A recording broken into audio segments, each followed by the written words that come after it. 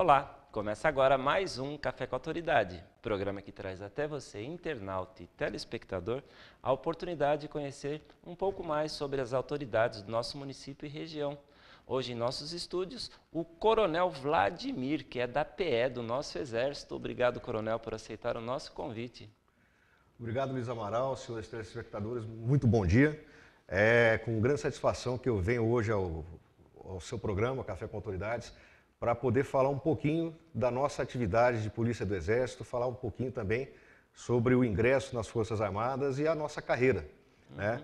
Que por incrível que pareça, apesar do Exército possuir mais de 360 anos de existência, a população ela conhece muito pouco sobre as formas de ingresso, principalmente, e as atividades do nosso dia a dia. Eu acho que é bastante interessante nós termos essa oportunidade até para dar um pouco mais de proximidade do cidadão com o Exército, porque somos todos núcleo do bem, estamos todos do mesmo lado, mas tem aí um abismo que separa. Me recordo quando eu era criança, tinha uma exposição do Exército, chamava Expo S, acho que era este o nome, onde as portas dos quartéis eram abertos aos civis e podia fazer essa interatividade. Hoje, qual que é a proximidade do Exército com as outras forças, com a polícia e com a população? Bom, a proximidade ela é muito grande, né? Apesar da pouca frequência, como você disse, não sei se pela atividade do dia a dia, às vezes a própria localização dos quartéis, nós temos uma frequência de público, né? De visitantes, vamos assim dizer, pequena, mas as oportunidades, por exemplo, o Dia do Exército, que se comemora no dia 19 de abril, o Dia do Soldado, 25 de agosto, e outros, o aniversário da unidade do próprio... O próprio 7 de setembro, que se aproxima, quando né? Tem o desfile das armas ali, que é muito bacana. Exatamente. Convido a todos que se interessem pelo assunto, fazer parte desse, está se aproximando agora. São, assim, oportunidades que o público tem de nos conhecer, de ver o nosso material, ver a nossa atividade. Inclusive, esse ano nós estamos fazendo um esforço para que o batalhão, o 2º Batalhão de Polícia do Exército, ele seja mais presente no desfile do 7 de setembro aqui em Osasco. Estamos aumentando os efetivos para poder dar uma visibilidade, mostrar para a população de Osasco as nossas capacidades. Inclusive, o batalhão, a partir de 2016, ele passou a recrutar os militares aqui na área de Osasco. Os soldados que servem o batalhão, antigamente eles vinham de São Paulo. E de 2016 para cá, o recrutamento está sendo no município de Osasco, Barueri. Então, os filhos da cidade de Osasco estão participando mais ativamente do 2º Batalhão de Polícia do Exército e, com isso, é uma satisfação nossa poder desfilar o 7 de setembro com um número maior de efetivo. Infelizmente, a guarda, a proteção, o controle de trânsito lá do Ibirapuera, onde é feito o grande desfile do 7 de setembro, aqui em São Paulo, é responsabilidade do 2º Batalhão de Polícia do Exército. Então, nós não podemos abrir mão de efetivos que estarão fazendo esse serviço lá no Ibirapuera, digo no AMB, né? Para poder engrossar mais o nosso desfile aqui. Mas estamos fazendo um esforço grande para que este ano estejamos mais presentes aqui no município de Osasco. Qual a especificidade da Polícia do Exército? Que para nós, civis, nós olhamos, vemos soldados, praças e oficiais do Exército, só que tem as vertentes, o soldado do Exército e o soldado da Polícia do Exército. Qual a diferença? Bom, a diferença, para eu falar da Polícia do Exército, eu tenho que explicar de onde ela nasceu. Okay. Né?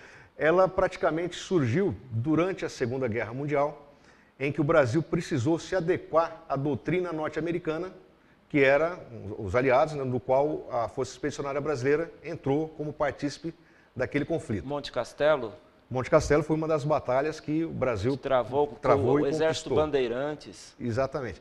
E para se adequar àquela doutrina, havia necessidade de uma tropa especializada em controle de trânsito, conduta de prisioneiros, manutenção da disciplina nas áreas de estacionamento, onde a tropa fica parada, né? E com isso buscou-se na Polícia de São Paulo essa expertise.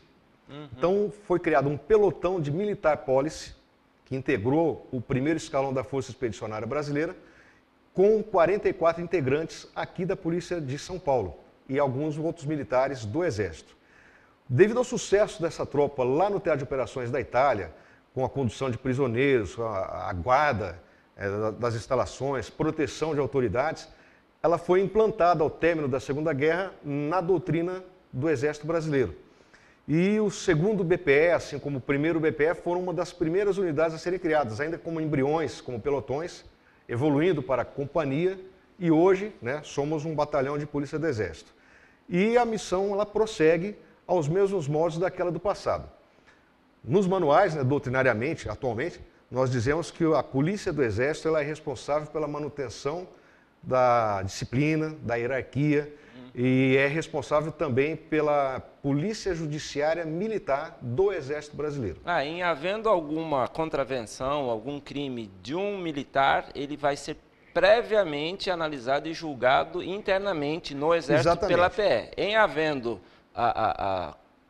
qual é o termo que se dá quando a pessoa é afastada do Exército? Ela é excluída. A exclusão. Isso. Então, aí ele vai para a Justiça Civil. Exatamente. Vou explicar como é que funciona. Okay, existe o Ministério Público Militar. Né? Então, um militar comete um crime, seja ele de natureza militar ou comum. Tá. Por exemplo, um atropelamento, doloso ou culposo. O militar, às vezes, dirigindo, atropela uma pessoa e é considerado crime. Independentes de estar ou não a serviço. Porque ele é militar 24 horas por dia, estando ou não fardado. Exatamente. Mas ele cometeu um crime comum, desde que seja fora de uma área militar, que aí seria um crime militar. Entendi. Né? Ele vai ser processado, vai ser julgado e, se determinada a sua prisão, ele vai ficar preso lá no presídio do 2º Batalhão de Polícia do Exército. Nesse momento, ele vai ser julgado, vai ser analisado internamente ou já na Justiça Comum? Nas duas. Pode ser nas duas justiças. Concomitantemente, os processos até o momento em que uma das justiças vai se julgar incompetente para o prosseguimento do processo. Aí a outra assume. Isso tem muito a ver com a natureza do crime cometido e outras circunstâncias mais. Perfeito. Né? Mas, enfim, em resumo, quem vai cuidar deste preso é a Polícia do Exército. Se for um crime numa área militar cometido por militar contra outra militar, é um crime de natureza militar. Então, aí sim o processo, a perícia, vai ser todo investigado pela Polícia do Exército também, apoiando o Ministério Público Militar. Então, ou seja, ela tem uma ligação muito íntima, a Polícia do Exército tem uma ligação muito íntima com essa questão da justiça militar. Só um esclarecimento. Então, se o crime for cometido nas dependências do Exército e for constatado o dolo, ele vai ser condenado e cumpre pena, inclusive, internado no Exército? Sim. No caso do militar, quando ele é condenado, ele vai passar por um tribunal de honra. No caso do praça, tribunal, o Conselho de Disciplina, ou no caso do oficial, o Conselho de Justificação. E vai se julgar a parte ética, se ele tem condições ou não de prosseguir como militar devido à natureza de um crime cometido. Se ele for julgado, for condenado neste tribunal de honra, ele perde as suas prerrogativas de militar previstas no Estatuto. E aí ele pode passar a cumprir pena num presídio comum. Entendi. Acontece muito, e é importante saber, muitos soldados vão fazer o serviço militar e cometem um crime, seja ele de natureza militar ou natureza comum. Por exemplo, tráfico de droga. Né? Uhum. Ele vai ser julgado disciplinarmente, é um processo muito rápido, cerca de 60 dias ele pode ser licenciado por afetar a honra e o pundonor militar, e ele passa a ser um cidadão comum. E julgado e dá continuidade a esse processo na justiça comum, permanecendo preso num presídio comum. Né? Uhum. Não que o nosso presídio seja diferente. O nosso presídio ele possui as celas, possui um parlatório, que é isolado, tem visita de preso, tem tudo que é previsto de acordo com a Lei de Execuções Penais. Uhum. Só que ele não está acostumado, né? Nosso tratamento, nós procuramos ser um tratamento bastante digno. A própria população carcerária é muito pequena. Hoje eu conto com apenas 2 presos. Então, é diferente quando ele sai do nosso presídio e vai para o presídio comum, em que as condições são diferentes. Antigamente, se tinha um número de praças muito maior. A obrigatoriedade do serviço militar ao jovem completar 18 anos ainda perdura? E o que mudou da quantidade, do contingente de 20, 30 anos atrás para hoje? Bom, A obrigatoriedade ela permanece, apesar de que apenas 2% da população brasileira em idade... Engaja. Não, só 2% são selecionados para servir ao Exército Brasileiro. Quanto aos efetivos, realmente, se você comparar de 30 anos atrás, 20 anos atrás, eles diminuíram. Mas por quê? Fruto da evolução, da doutrina, das novas capacidades que o Exército vem adquirindo, tecnologias, não há mais a necessidade de tanto soldado para fazer o mesmo tipo de operação. Vamos pegar aqui, por exemplo, antigamente cada seção, cada companhia tinha ali o seu datilógrafo. Hoje, com o advento da informática, da tecnologia da informação, diminui-se, não preciso mais ter 4 ou 5 datilógrafos. Um operador de informática, às vezes, pela velocidade que a TI nos proporciona, eu economizo, vamos dizer assim, né, uma questão de economia até orçamentária, eu diminuo o efetivo e consigo melhorar e manter ou até aumentar as capacidades de trabalho. Então, isso aí que é a diminuição do efetivo. Outras modificações doutrinárias, algumas frações que não existiam, ou melhor, que existiam no passado e hoje já não existem mais, já não se faz necessário. No caso da Polícia do Exército, isso tem sido mantido. Por quê? É uma tropa que ela pede massa. Uma das capacidades que a Polícia do Exército tem é atuar como força de choque, controle de distúrbios, né? Isso eu preciso de massa. Então, a Companhia de Polícia do Exército, por exemplo, que é uma das companhias que eu possuo no meu batalhão, ela mantém o seu efetivo. São aproximadamente 120 militares, desde quando foi criada até os dias atuais, porque ela pede massa. Não tem como eu controlar um distúrbio com um efetivo pequeno. Então a Polícia do Exército ela não atua única e exclusivamente para assuntos internos. Em havendo uma manifestação, ela pode vir engrossar as forças da Polícia de Choque e dar... Tanto é que no Rio de Janeiro o Exército está sendo convocado para auxiliar no combate ao tráfico. Como que é essa divisão? O que é responsabilidade da segurança civil, da Polícia Militar, que apesar... isso para mim é um pouco confuso. A Polícia Militar trata do civil, a Polícia do Exército... a Polícia Militar, a função dela é esta. A Polícia Civil, os nomes confundem a gente um pouco. Você tem um panorama? Qual a diferença da Polícia Civil, Polícia Militar e Exército? Bom, para falar sobre a Polícia Civil e a Polícia Militar, eu teria que ter um aprofundamento maior. Perfeito. Até onde sabemos, pela legislação, a Polícia Civil ela faz a parte investigatória, a Polícia Militar a parte operacional, ostensiva, okay. É a polícia visível, vamos dizer assim. A Polícia do Exército, como eu falei, ela é vocacionada para o público interno do Exército. Tá. Porém, como você falou, num caso de distúrbio, né, num caso de tumulto, por acionamento do governo, do Estado, ele pode solicitar ao presidente da República a atuação de uma tropa, no caso do Exército. Okay. O presidente autorizando, é feito o estudo e aí sim, dentro, é o que nós chamamos de GLO, Garantia da Lei e da Ordem, que existe uma vastidão muito grande de documentação que regula todo o procedimento. E o GLO, ele é temporário, ou seja, ele tem hora para começar, hora para terminar. E é específico para uma determinada área, ela é delimitada em um determinado ponto. Um exemplo recente que nós tivemos foi a atuação do Exército na Maré, em que era bem nítido. As linhas amarela, vermelha e 2 ruas laterais delimitavam o espaço em que o Exército, por mandado expedido, podia atuar, com uma regra bem específica dentro de um mandado de atuação. Então é assim que funciona. É muito raro, muito difícil acontecer. Para isso acontecer, existem condicionantes que têm que ser atingidas para o acionamento. Um caso típico aqui em São Paulo, por exemplo, são as visitas do presidente ou vice-presidente ou dignitários em missão oficial, em que eles fazem jus a uma segurança, podem, né, vir a fazer jus da segurança do Exército. O presidente e o vice-presidente, eles fazem jus a essa segurança. Então nós também prestamos o serviço de segurança com agentes de segurança aproximado e as escoltas. Então você vê que é bem pontual, bem regulado por legislação específica. Eu não posso, de maneira nenhuma, está tendo uma... Arbitrariamente, isso aí jamais vai acontecer, perfeito. Pegar minha tropa e colocar na rua. Né? Então é uma coisa bem calcada na legalidade, na Constituição e na legitimidade também. Perfeito. Eu vou pedir licença ao coronel e aos telespectadores, pois iremos a um breve intervalo e voltamos já. Não saiam daí.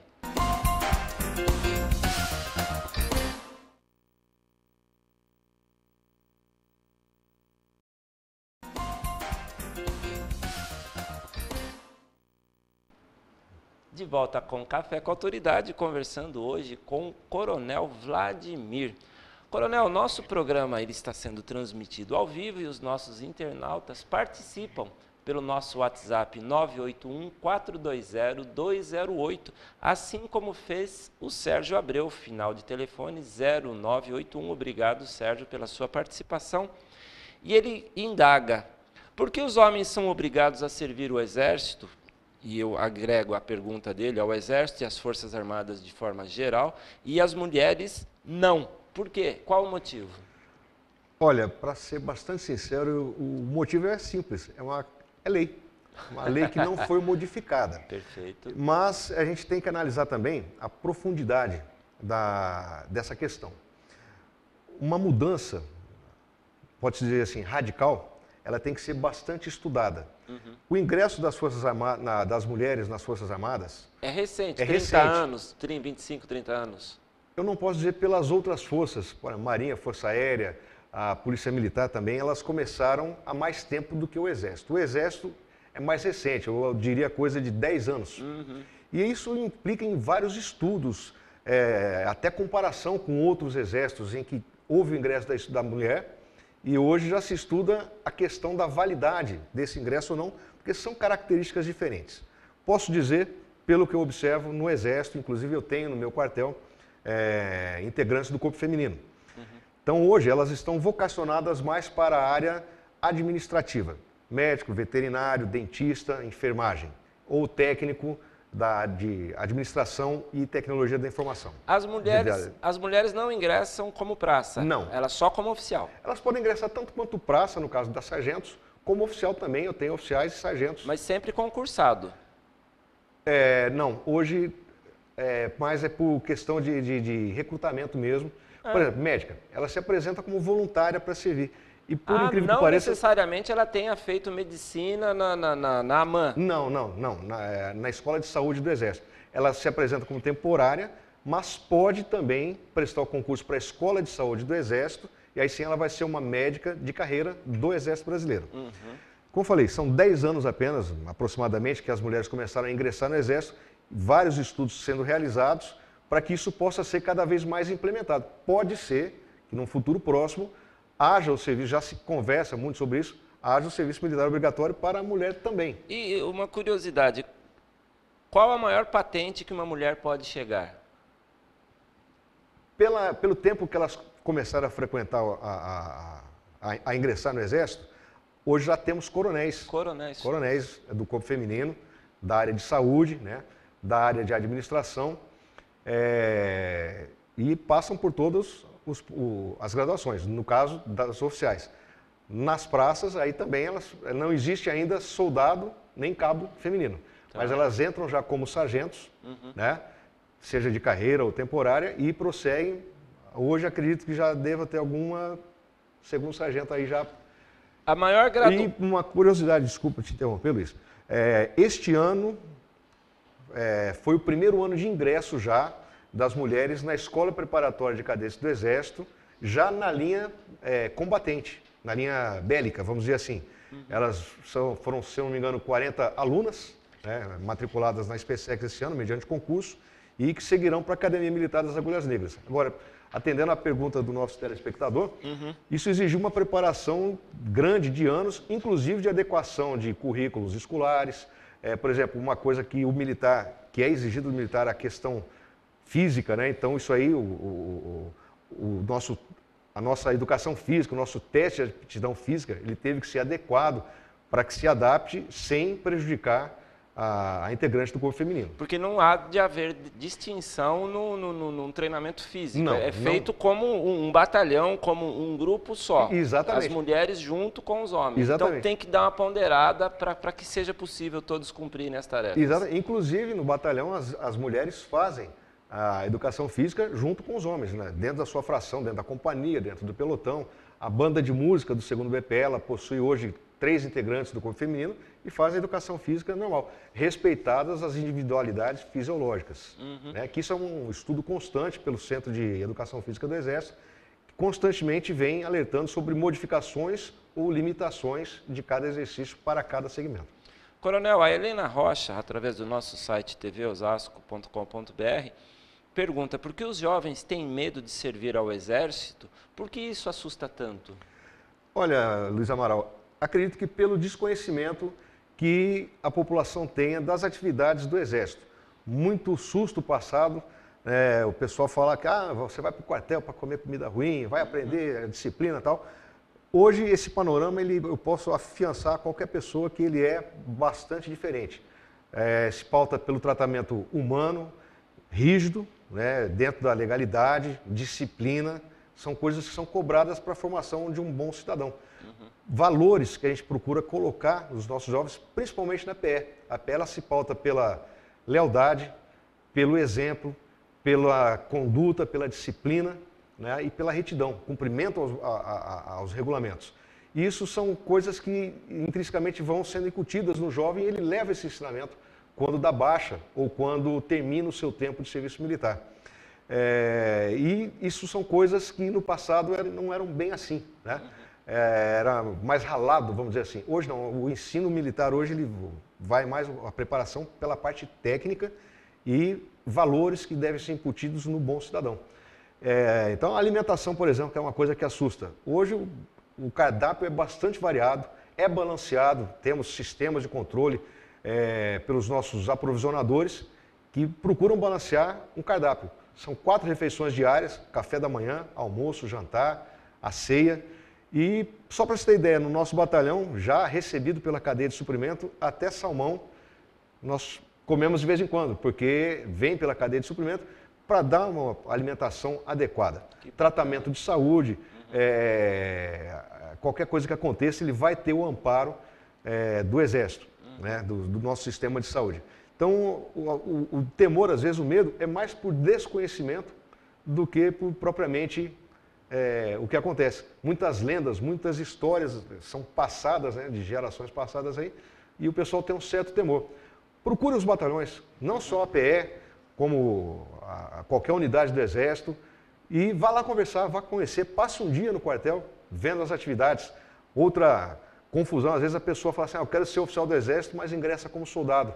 Não conhece as formas de ingresso nas Forças Armadas, que pode ser mediante concurso para oficial ou sargento de carreira, pode ser através dos centros de preparação de oficiais da reserva, como temos aqui em São Paulo 1, através dos núcleos de preparação de oficiais da reserva, como temos, por exemplo, em São Vicente, em Campinas, que são maneiras de entrar e permanecer temporariamente no Exército, num período de 7 anos, 8 anos no máximo, ou se tornar um militar de carreira. No meu caso, por exemplo, eu ingressei na Escola Preparatória de Cadetes do Exército em 1985 e hoje já estou aí com 30 anos de serviço, 31 anos de serviço como coronel, passando por todas os pós-graduação.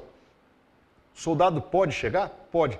Ele vai ingressar como soldado, mas de qualquer maneira ele vai ter que prestar um concurso, né, âmbito nacional, para poder ingressar numa das escolas de formação militar. No meu caso, por exemplo, eu entrei na Escola Preparatória de Cadetes do Exército e ingressei na Academia Militar das Agulhas Negras direto, né? Hoje, a única forma de ingresso para o oficial de carreira do Exército é através deste concurso, Escola Preparatória de Cadetes do Exército. E qualquer dúvida que o cidadão tiver, entre na página do Exército, né? É só entrar no qualquer buscador, digitar Exército Brasileiro, vão aparecer lá as formas de ingresso nas Forças Armadas. Coronel, eu particularmente tive a oportunidade e a honra de ter cumprido o meu período no serviço militar, que foi 1 ano, 1 mês e 1 dia. Eu contei até o dia da minha baixa, eu servi nas Forças Aéreas, servi na Aeronáutica, e não me arrependo nem um pouco. Na época havia um certo receio de dizer que era 1 ano perdido, que você perderia 1 ano de estudo. Eu servi como praça, entrei como soldado de 2ª classe, que era assim que ingressava, dei baixa como soldado de 1ª classe, mas eu estou com um filho prestes a fazer 18 anos. Ele deve estar com 15 anos agora. Eu gostaria que ele tivesse essa mesma oportunidade. Diferente de tempos atrás, onde as pessoas arrumavam recursos para não servir. Hoje é o contrário. As pessoas querem servir. Mas, independente de quais são os privilégios, eu gostaria de saber quais são os quesitos. Quem está apto a servir? Bom, todo jovem brasileiro, completando 18 anos, ele está tem a apto, obrigatoriedade, tem a obrigatoriedade de do alistamento, e aí ele vai ser selecionado ou não. Até uma curiosidade, como é que é feita a seleção? Apenas 2% da população brasileira, aproximadamente, servem ao Exército. Todo jovem, ao completar 18 anos, ele se alista. E ele recebe lá no seu certificado de alistamento um número. Esse número, quando chega às várias fases, quando chega naquele universo selecionado, realmente, é gerado aleatoriamente uma chave que, pelo número daquele certificado, ele vai ser designado para se apresentar a uma junta de uma comissão de seleção. Os demais caem na qualificação de excesso de contingente. Excesso de contingente recebem o seu certificado de dispensa de incorporação. Mediante o juramento à bandeira. Todos eles vão fazer o juramento à bandeira, né? A diferença é que um não vai servir não vai prestar o serviço militar naquele período de aproximadamente 9 meses, que não é nem um ano, né? E os demais, esses sim, vão passar por várias outras etapas até chegar no universo de seleção. Para você ter ideia, quando eles chegam em janeiro, lá no batalhão, eu recebo um contingente de aproximadamente 3 para cada vaga, para eu ainda fazer uma triagem mais específica ainda. E aí vai muito de acordo com as capacidades. Por exemplo, o meu batalhão ele possui um pelotão de escoltas que usa motocicletas. Então, o jovem que é mecânico de moto, que já tem uma certa habilidade com essa, ele tem uma aptidão, ele já é direcionado para o BPE, e de lá ele pode ser, depois de passar do seu ano inicial de recruta, normal como qualquer um, ele pode ingressar na companhia de escolta, para o pelotão de escoltas e quem sabe um dia depois ser um piloto de Harley, uma moto de 1.750 cilindradas, aí fazendo as nossas escoltas. Que a média do ingresso até chegar numa Harley, são 3 anos mais ou menos de quartel. Eu não posso dar uma máquina dessa para o recruta. Para o iniciante. Coronel, o assunto é muito vasto, muito amplo, muito gostoso de ser discutido e tenho certeza que você, telespectador, está adorando este assunto, mas o nosso programa chega próximo ao seu final. Gostaria que o senhor nos deixasse uma forma para quem queira continuar a pesquisar, a saber deste assunto, qual site se informar, aonde, se bem que o senhor já disse, entrando no Google, digitando Exército Brasileiro, informação ali não falta, né? Muito obrigado pela sua participação. Luiz Amaral, eu que agradeço a oportunidade de estar aqui presente falando sobre o meu batalhão, falando sobre a nossa instituição. Somos apenas cidadãos fadados, não somos melhores nem piores que ninguém, somos um pouquinho diferente, mas o nosso objetivo é o mesmo, né? E agradeço mais uma vez a oportunidade, principalmente por se tratar do município de Osasco. O batalhão, apesar de estar há 21 anos lá no Piratininga, ainda é pouco conhecido, né? Como falei, a vocação dele é para todo o estado de São Paulo, atendendo ao Comando Militar do Sudeste, mas nós gostamos muito de estar aqui presentes e, principalmente agora, como falei, de os filhos de Osasco estarem sendo parte do nosso contingente. Estamos à disposição para quem quiser ir nos visitar e qualquer esclarecimento. Como falei, é só entrar na página do Exército. Infelizmente, por limitações de TI, nós não temos uma página do 2º Batalhão de Polícia do Exército, né? Não temos uma maneira mais direta de contato, mas procurando a seção de relações públicas no 2º BPE, estamos aptos a responder qualquer esclarecimento, nem que seja para passar um dia conhecer a nossa atividade, que é bastante vasta, como você falou. Temos um canil, é um dos únicos centros de reprodução de caninos do Exército, e as nossas motos, a nossa companhia de choque, a nossa banda militar também, são algumas das capacidades que o batalhão possui e gostaríamos muito de compartilhar com a população de Osasco. Mais uma vez, muito obrigado. O Café com a Autoridade fica por aqui, deixando a você o convite de se aproximar mais, que você busque mais informações sobre o nosso Exército, que está aqui para nos ajudar, nos servir e fazer com que tenhamos um Brasil cada vez melhor. Fiquem todos com Deus e até a próxima semana, se Deus assim nos permitir.